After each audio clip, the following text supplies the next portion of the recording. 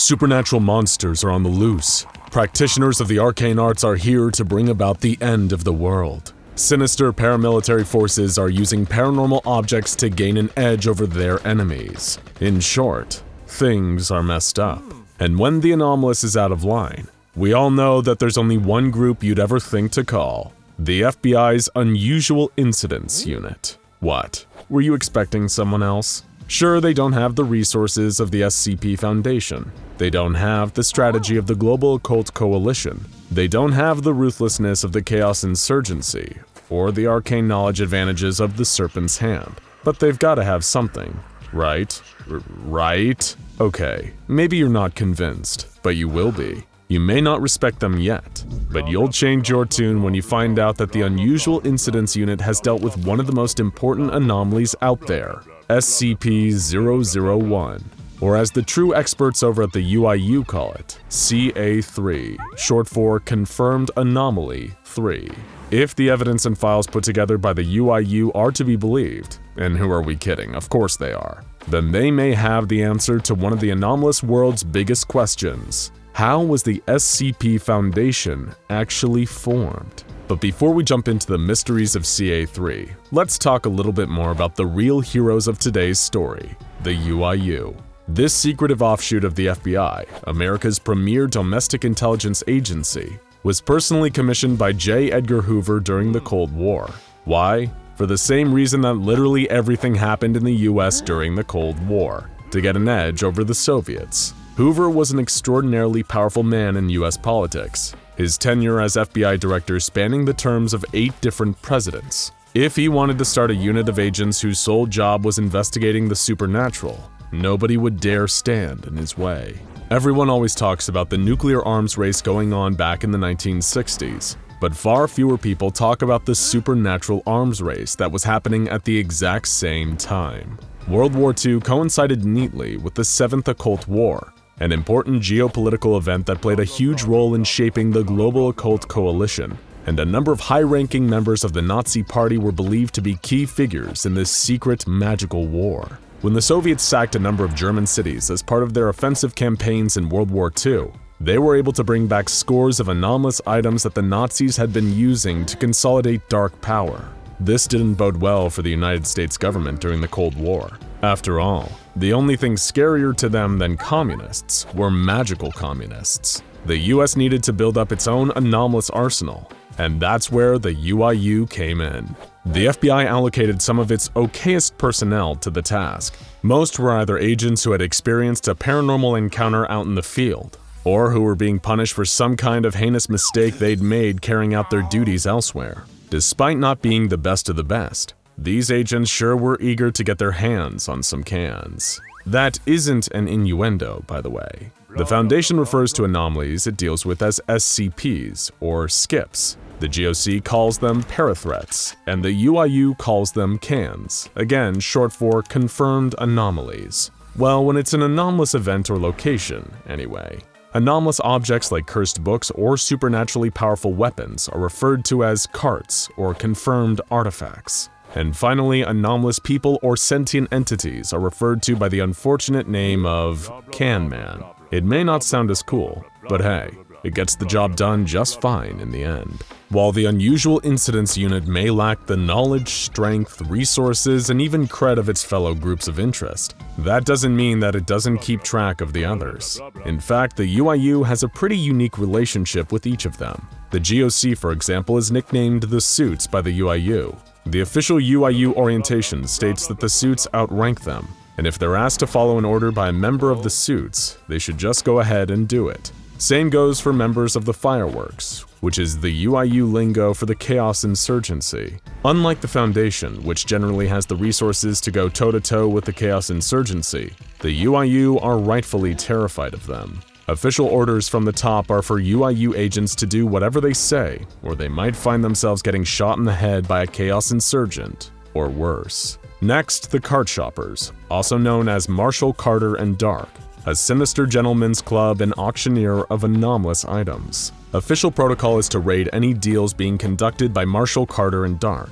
but oftentimes these raids are unsuccessful, because MC&D's security force are more competent fighters than anyone on the Unusual Incidents Unit payroll. On the other hand of the spectrum are the Can Collection, the official UIU nickname for the Serpent's Hand. UIU leadership recommends against their agents staging any one-on-one confrontations with them.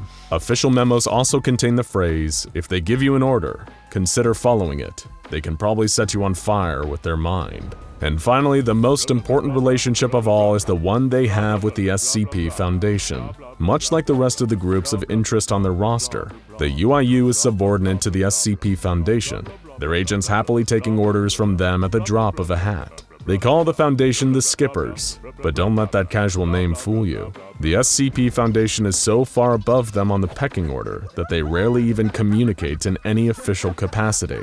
When the Foundation talks to the UIU, it's always through code. They wouldn't dream of letting a hapless UIU agent helping them on any major operation, but lazier agents of the Foundation might occasionally outsource work to UIU agents. If ever one of these plucky feds receives a message starting with, "Hey Skipper," they can be sure they're about to have a low-priority anomalous case pawned off on them. The UIU are so subservient to the SCP Foundation that it has sometimes resulted in truly humiliating mix-ups. One high-ranking member of the UIU once took orders from a pizza delivery guy because he thought the pizzeria's name, the Spiced Crust Pizzeria, which could be shortened to SCP, was actually a coded plant sent by the Foundation to deliver a message, rather than a deep dish pepperoni and cheese. Incidents like this are why nobody takes the UIU seriously. But according to them, there was a time before all of this. That time ended on September 7th, 1954, when CA3, or SCP-001 as the Foundation would later call it, first appeared on the UIU's radar. It seemed to be the most standard can you could possibly imagine, an anomalous high school building causing a disturbance in the suburbs of small-town America. The UIU received the call after a number of students claimed the interior of their schools suddenly looked completely different than it ever had before, despite there being no records of an official remodel. And we're not just talking about moving furniture and a new coat of paint either. The official CA3 file logs a number of changes. These include, but are not limited to, all the walls in the building becoming steel-reinforced concrete, all the windows being blacked out from the inside, all student desks, personal effects, textbooks, and any other standard equipment left inside the school simply disappearing in the night. The entire floor plan of the building seemed to have shifted, with rooms altering in both dimensions and location, as well as featuring seemingly random modifications within. None of this matched up with the building's original blueprints, which were obtained by the UIU shortly after the can was reported. But things got even stranger for investigating UIU agents. The building now contained 17 computers, each with state-of-the-art magnetic core RAM and advanced cybersecurity.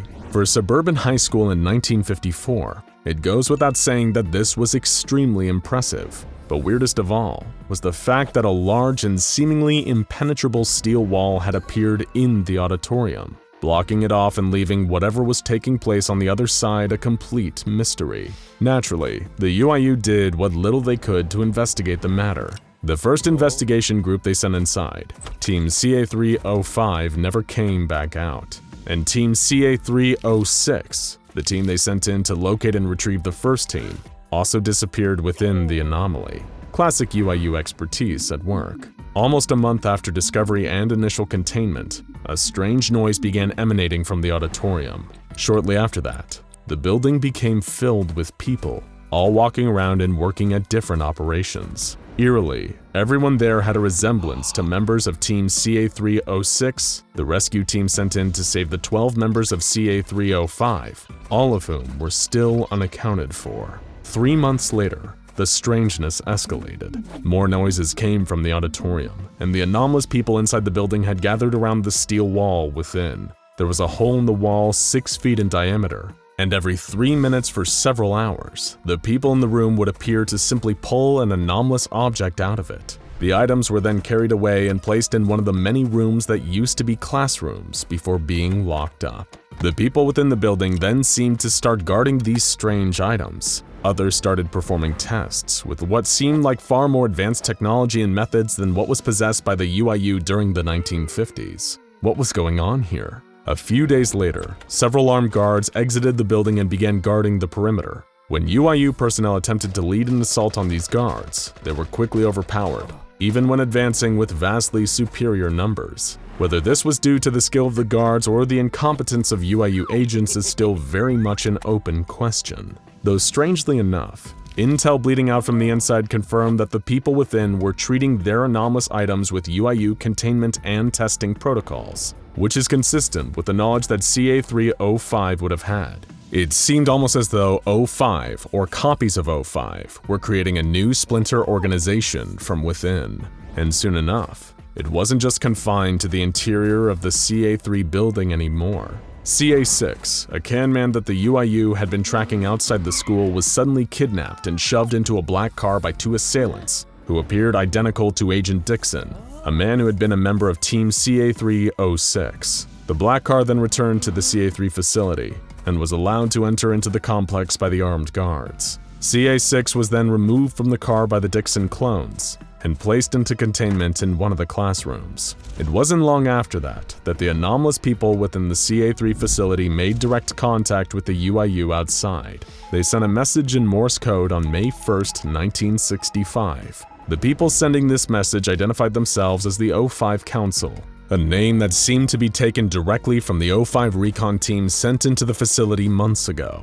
They identified the new organization that they just constructed within the confines of the CA-3 facility, the SCP Foundation. They just opened their very first containment site. This new foundation expressed the desire to become allies with the Unusual Incidents Unit, but sadly for them, it was essentially the last time they'd ever really be relevant. If this Foundation origin story is to be believed, and as with all entries under the title SCP-001, it's worth taking it with a healthy dose of skepticism. Then the UIU witnessed the birth of the organization that would quickly go on to outperform and overshadow them.